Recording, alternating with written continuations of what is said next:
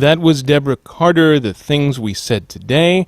The artist, Ms. Carter, is sitting right next to me here in the studio. Thank you for coming down. It's a pleasure. All right. So we had a couple of interesting chats earlier on.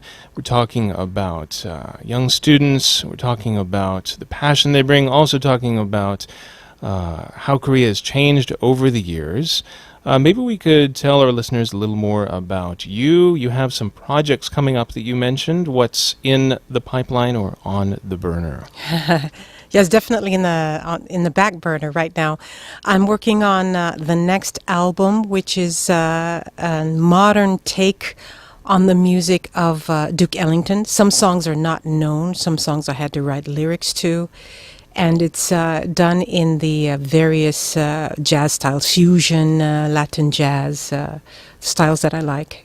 So Duke Ellington done in fusion, Latin jazz, and styles that you like. This sounds pretty ambitious. It must take a bit of time to put all that together. It's actually put together, and it's because we're working with, I work quite often with my husband who has many, many years of experience, as many as I do.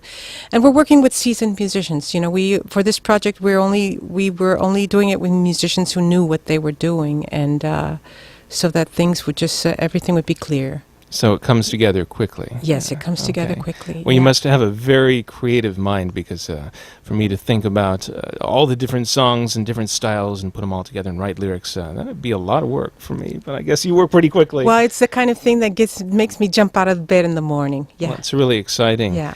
And Duke Ellington, I understand from his web page that he has over, was it 1,000 or 2,000, anyway, in the thousands of published compositions, probably had more that weren't published. Yeah, true. And you mentioned you picked out a few that are not the most known of his.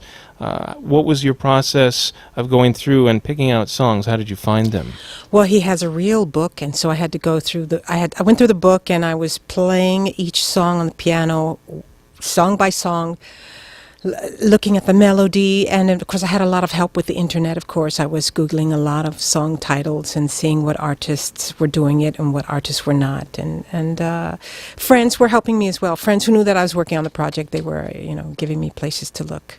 And what kind of inspiration do you find you get from going through some of these dusty, virtually dusty, because we're talking about computer screens, but you could imagine they might be in a dusty cabinet somewhere. Any inspiration there from the compositions of Duke Ellington? Well, yes, because he didn't stop, and he kept coming up with ideas, and I'm thinking, oh my goodness, I would give anything to just be like that. Because I know from stories that I've read from musicians who work with him that he will sit in the cafeteria having dinner and write a composition on a napkin. And of course, he had his partner, Billy Strayhorn. So those were two very fertile, great minds working together and just not stopping. That's a great point. I think I'd like to close with that. Keep that in mind out there for anyone who's interested in artistic endeavors. Don't stop. Just keep it going. And it is really hard, especially when we get busy with kids and then we get busy with our lives. Our careers take different turns that we never expected. But the trick is not to stop. Thank you for joining us today, Deborah. It's been a pleasure. Thank you. All right. We're going to close with one more from Deborah Carter with a little help from my friends. And this will finish out part 3. Coming up in part 4, it's Host's Choice.